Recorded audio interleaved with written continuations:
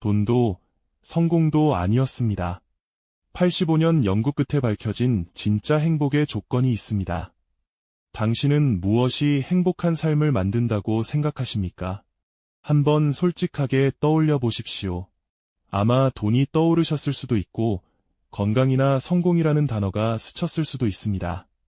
누군가는 자유, 누군가는 안정이라고 답할 수도 있겠죠. 그런데 만약 이 모든 것을 전부 손에 쥔 사람이 매일 밤 외로움에 잠을 못 이루고 있었다면 어떨까요? 반대로 특별한 것 하나 없는 평범한 삶을 사는 사람이 80대가 되어서도 매일 아침 눈을 뜨는 게 즐겁다고 말하고 있었다면요. 이건 누군가의 상상이 아닙니다. 85년 동안 실제 사람의 인생을 태어나서 죽을 때까지 추적한 연구가 있고 거기서 나온 결론입니다. 그리고 그 결론은 대부분의 사람들이 예상했던 것과 완전히 다른 방향을 가리키고 있었습니다. 1938년 세계가 대공황의 끝자락에서 겨우 숨을 돌리던 시기에 하버드 대학교에서 하나의 연구 프로젝트가 시작됐습니다. 이름은 하버드 성인발 다련구입니다. 쉽게 말하면 사람이 어떻게 살아야 건강하고 행복하게 나이 들 수 있는지를 실제로 추적해보겠다는 프로젝트였습니다. 연구팀은 하버드 대학교에 재학 중이던 대학생 268명을 먼저 선발했습니다. 동시에 보스턴에서 가장 가난한 동네에서 자란 청소년 456명도 함께 연구 대상에 포함시켰습니다. 부유한 엘리트 가정의 젊은이들과 빈민가에서 하루하루를 버티던 소년들. 완전히 다른 출발선에 선 724명의 인생을 첫날부터 따라가기 시작한 겁니다. 연구팀은 매년 이들의 건강검진을 실시했고 정기적으로 심층 인터뷰를 진행했고 가족 관계와 직장 생활, 경제 상태, 정신건강, 은퇴 이후의 삶까지 빠짐없이 기록했습니다. 이 연구는 한 세대가 지나도 멈추지 않았습니다. 연구 대상자들이 나이 들어 세상을 떠난 뒤에도 그들의 자녀 세대 2,000명 이상을 추가로 포함시켜 지금 이 순간에도 계속되고 있습니다. 인류 역사상 인간의 행복과 건강을 이렇게 오래, 이렇게 정밀하게, 이렇게 많은 사람을 대상으로 추적한 연구는 단 한 번도 없었습니다. 세월이 흐르면서 이 724명의 인생은 상상할 수 없을 만큼 갈라졌습니다. 누군가는 대기업의 임원이 됐고, 누군가는 의사가 됐고, 누군가는 변호사가 됐습니다. 이 연구 참여자 중 한 명은 나중에 미국의 35대 대통령 존 F. 케네디가 됐습니다. 반면 누군가는 알코올 중독에 빠졌고, 누군가는 정신질환을 앓았고, 누군가는 노숙자가 됐습니다. 같은 대학을 나온 사람들 사이에서도, 같은 동네에서 자란 사람들 사이에서도 인생의 결과는 천차만별이었습니다. 연구팀은 이 모든 차이를 만들어내는 결정적 요인이 도대체 무엇인지 찾고 싶었습니다. 수입을 비교했고, 사회적 지위를 비교했고, 학력과 IQ까지 모두 비교했습니다. 운동 습관과 식단, 심지어 유전자까지 분석했습니다. 그런데 수십 년에 걸친 이 데이터를 전부 분석해보니 결론은 단 하나였습니다. 사람의 행복과 건강을 가장 잘 예측하는 변수는 이 중 어떤 것도 아니었습니다. 돈이 아니었습니다. 수입이 기본적인 생활을 유지할 수준을 넘어서면 그 이후부터 돈은 행복에 거의 영향을 주지 못했습니다. 억대 연봉을 받으며 남부러울 것 없이 살았던 사람 중에도 심장병과 우울증으로 일찍 세상을 떠난 사람이 있었고, 평범한 월급으로 소박하게 살면서도 90대까지 환하게 웃으며 산 사람이 있었습니다. 사회적 지위도 아니었습니다. 높은 자리에 올라 사회적으로 존경받는 위치에 있다고 해서 그 사람이 더 건강하거나 더 행복하지 않았습니다. 오히려 높은 자리에서 극심한 스트레스를 받으며 관계가 무너진 사람들은 빠르게 건강을 잃었습니다. 놀랍게도 지능, 즉 IQ도 아니었습니다.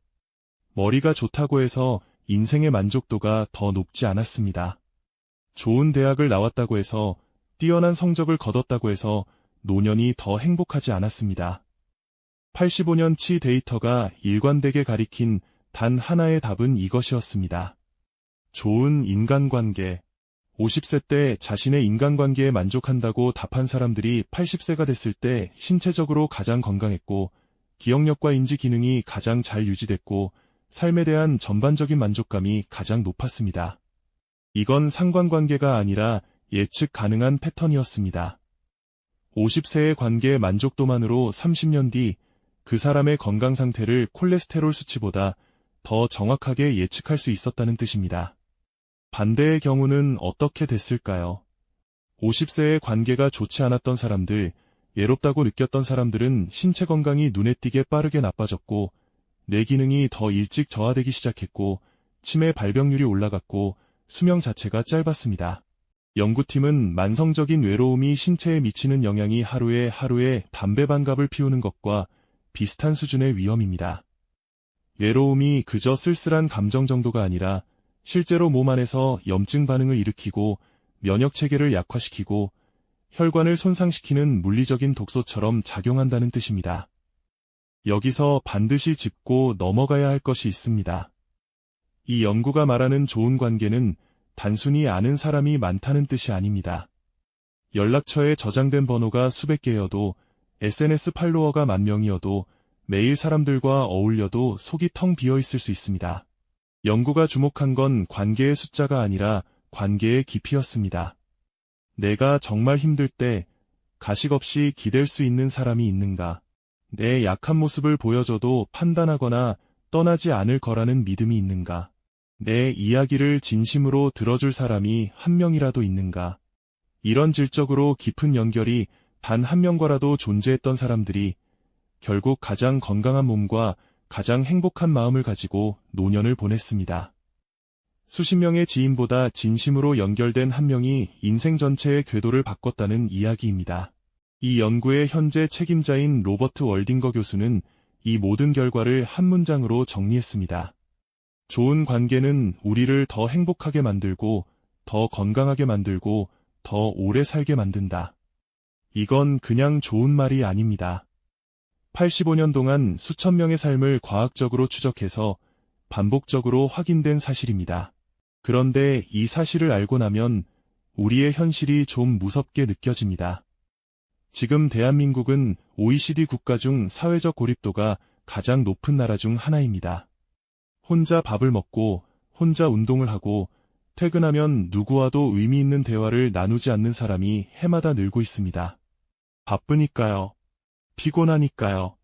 솔직히 사람 만나는 게 에너지가 드니까요.